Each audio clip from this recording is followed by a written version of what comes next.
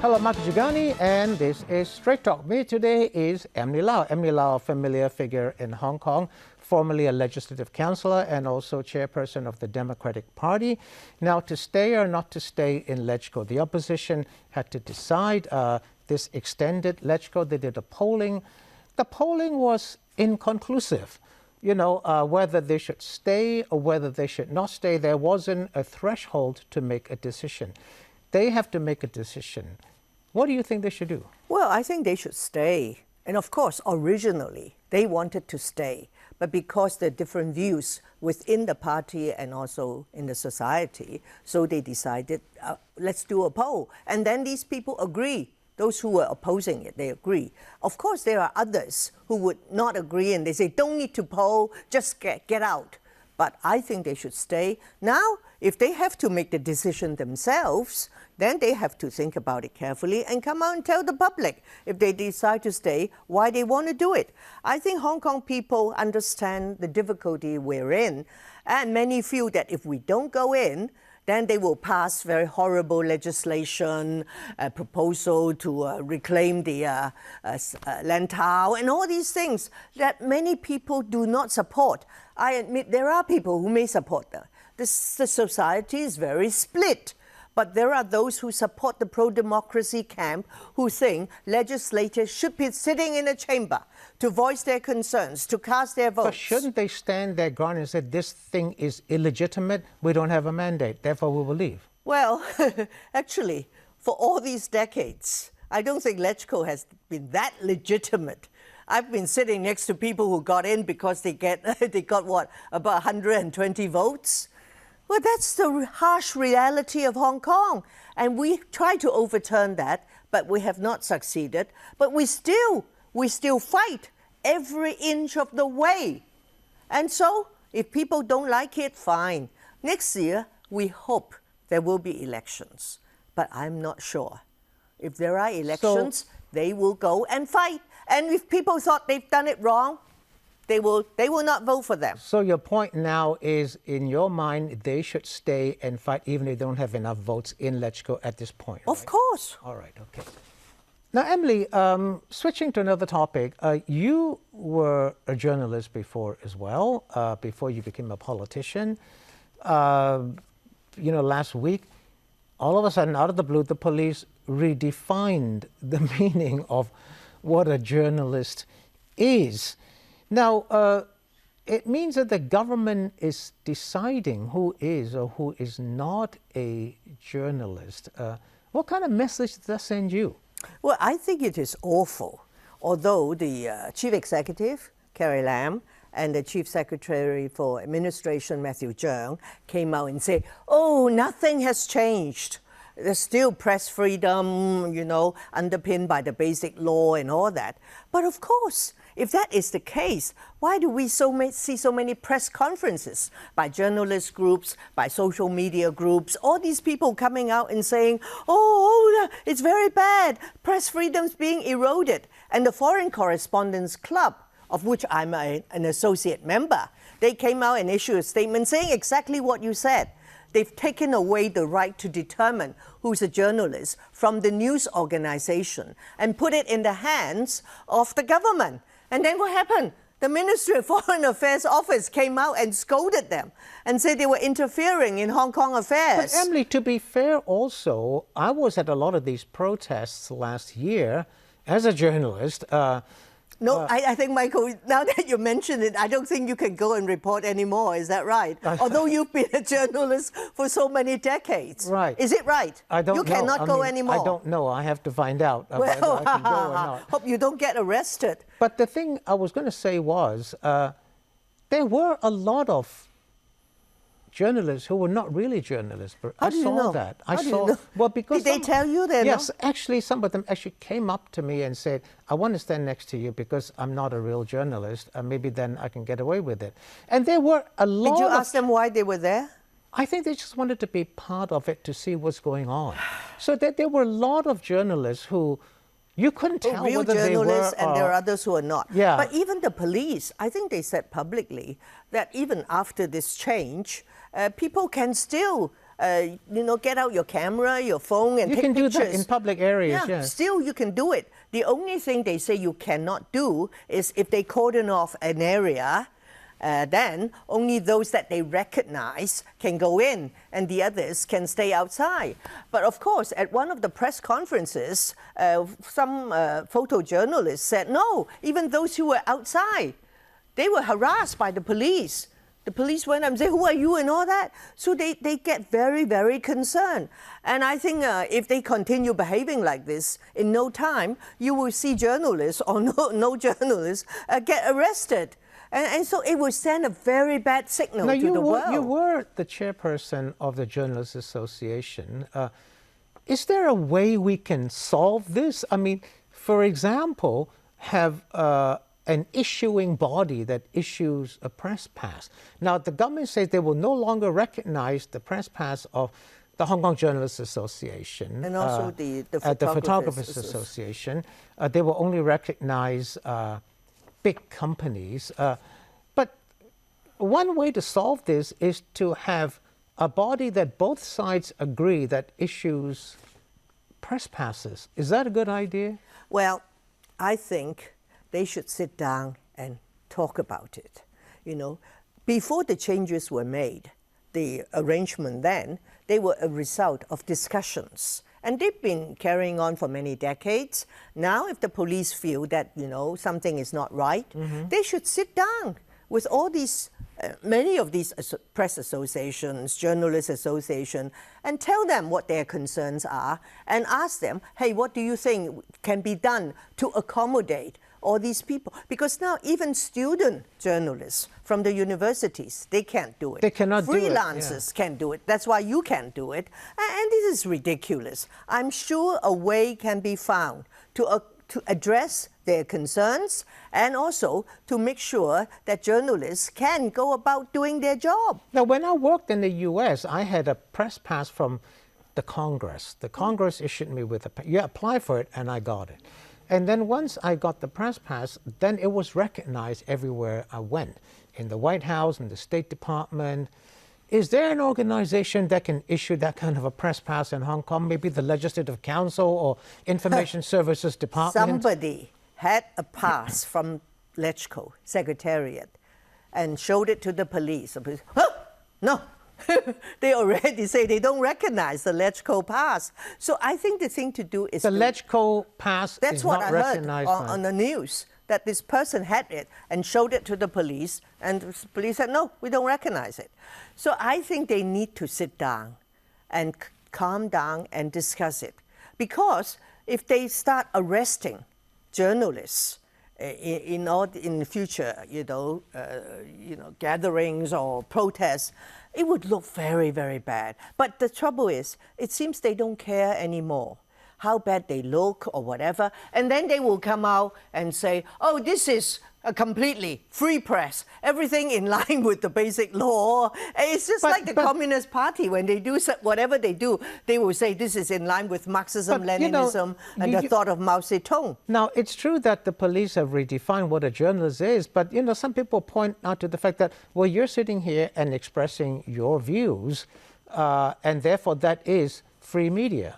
Well, of course, but we're asking for more than this. Just coming onto a TV show to express our views. Actually, we're talking about the events on the streets, and the police are mainly targeting those.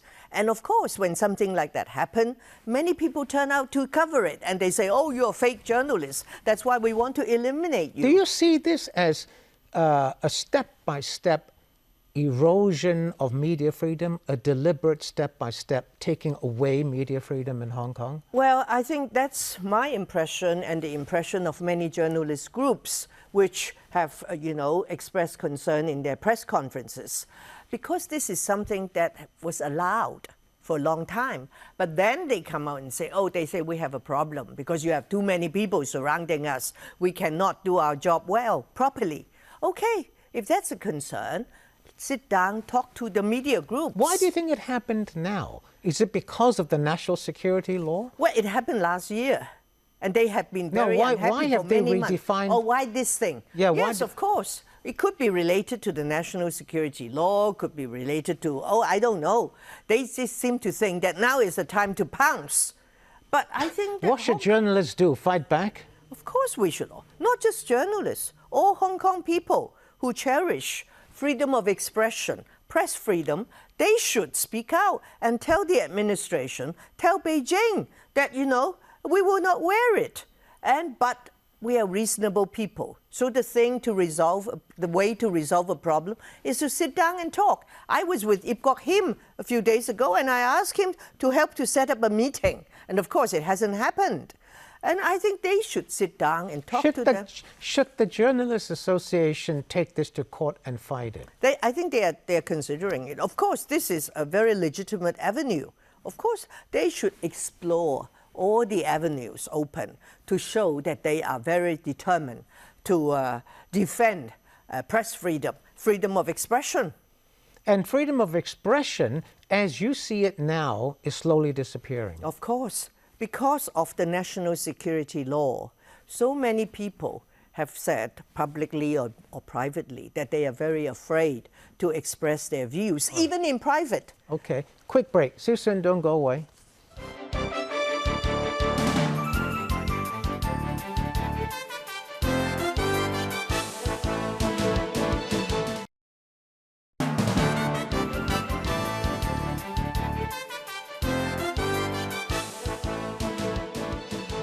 Thanks for staying with us. This is Straight Talk. With me is Emily Lau. Emily Lau, a former LegCo member and former chairperson of the Democratic Party.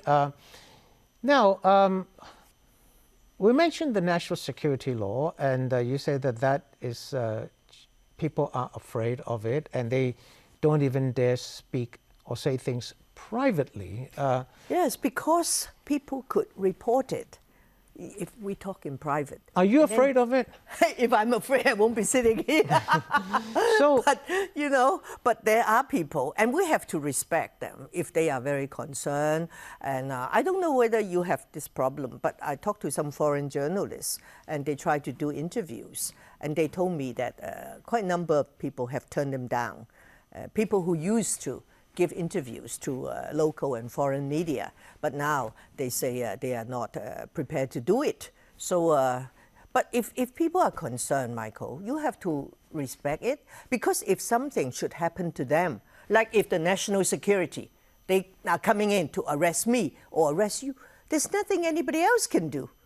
So but if they do something, they get arrested, how can you help them? But the counter-argument is, the government's counter-argument is, that every country has a national security law, so why cannot China have one for Hong Kong? Well, if they want to have one for us, they should let us pass it.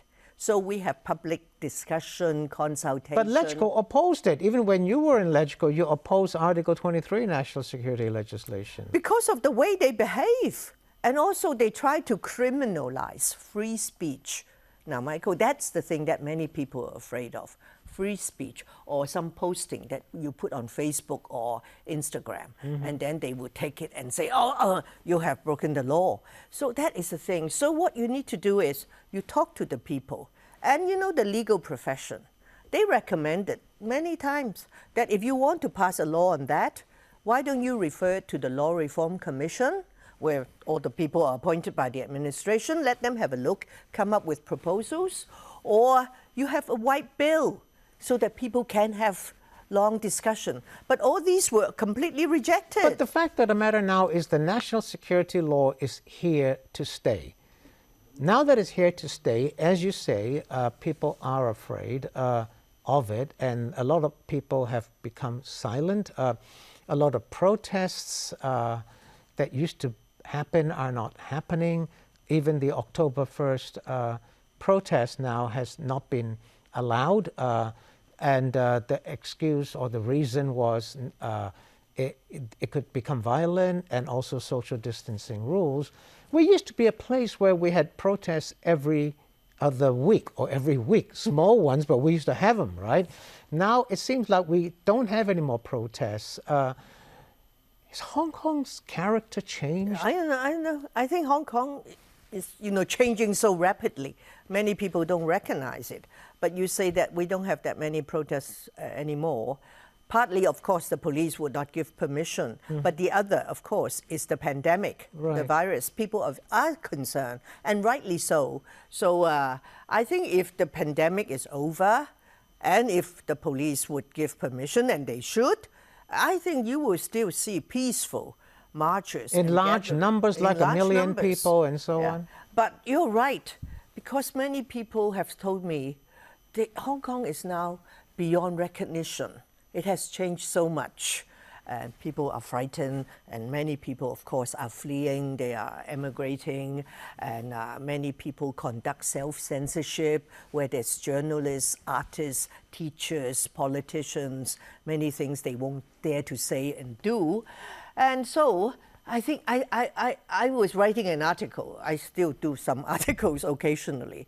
I say Hong Kong should be a salutary lesson to the whole world.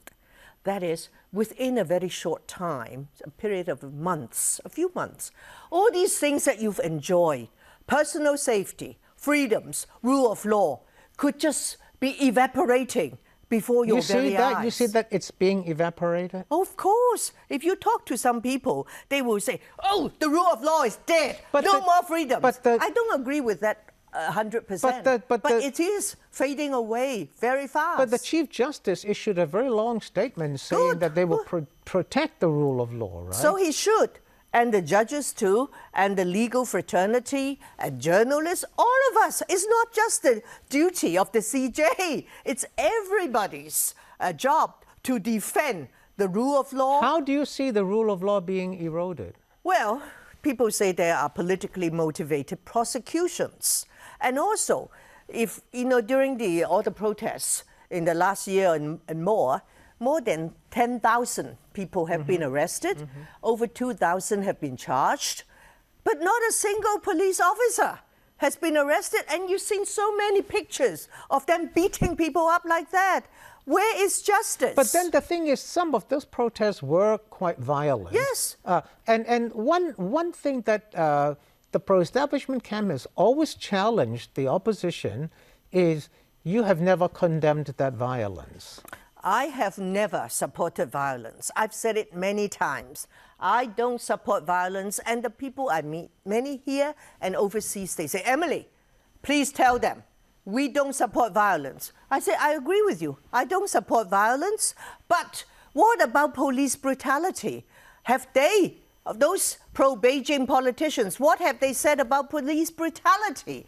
We want an independent commission of inquiry to investigate everything, the vandalism, the violence, and all that. Why did they block it? That's not going to happen, as you know, right? Why? So well, that's why Hong Kong is not the Hong Kong that you and I know, because we've had so many other independent commission of inquiries in the past. But Emily, you have been a long-time fighter for democracy in Hong Kong, and you've fought for decades. Now we've reached a point where we have the national security law. Do you think the kind of democracy that you have fought for is ever going to come to Hong Kong? Well, never say never. But I, of course, understand the difficulties that we face. That's why we talked about people refusing to give interviews, people trying to flee from Hong Kong, and so on. I understand all that. But I'm not going to give up. Like a bad penny, Michael, I will keep turning up. And then one day, of course, I could be arrested. But you're no match. You're no match for Beijing. I mean, they call the shots, right? No, of course, we understand that. But we will speak up. We will speak up against anything that make that a difference? Sorry? Will that make... Should we... Some people say it's not going to make a difference. Speaking up is not going to make a difference. I don't agree with that. So let's just live with what we have. The national security law is here. Just live with it and adapt. No. For those who don't want to speak up, we can't force them.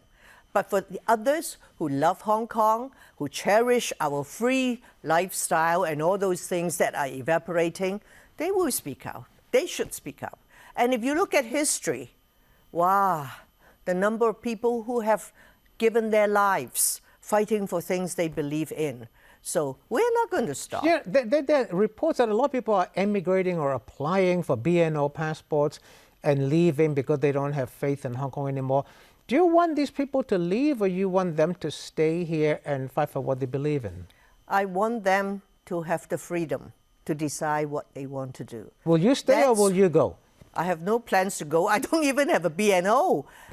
But that's why I've fought for so many decades. For if you don't have a BNO, what have you got? You got an SAR passport. But I'm glad the British government finally decided to allow the BNO people to go and live there and then acquire citizenship. You were allowed some years back. Beijing said, sure, you can get your home return permit and go back to mainland China for a visit and so on, but you've not done so. No, not yet. Do you want to do that now? No, not yet. Why? Well, I have no desire to go there. I will go. But if you go there and learn, they say if you learn about the country, you'll understand it. That's what they say. Well, I think if they treat Hong Kong people better, then we will learn faster.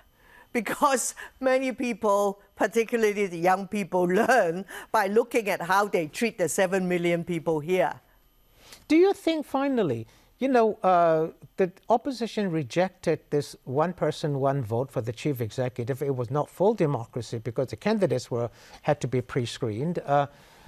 Should we now revisit that and accept it as a first step? No, I don't think so. I don't think the people will want it. No way. But then if they don't take it, then there will be no democracy. Like you say, you keep on fighting, you're a bad penny. But then if you don't take that as a first step, you're never going to get anything. Well, I think for a start, I think they should stop undermining the human rights, the freedoms that we've enjoyed for decades. Stop undermining the independence of the judiciary.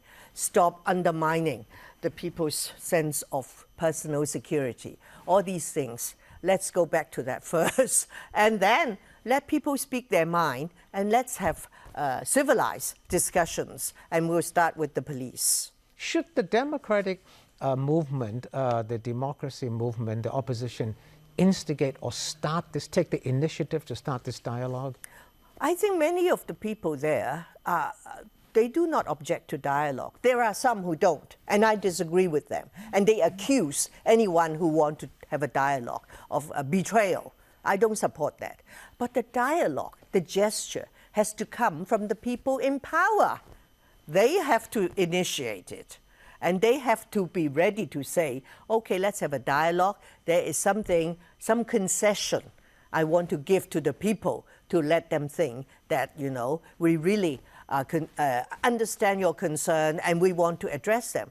That's how it should progress. And if they have no desire to make any concession and all they want is to crack down on Hong Kong more and more, how can you have a dialogue? Then there'll be no dialogue. I've got to end the show right there. Thanks for watching. See you next time. Good evening.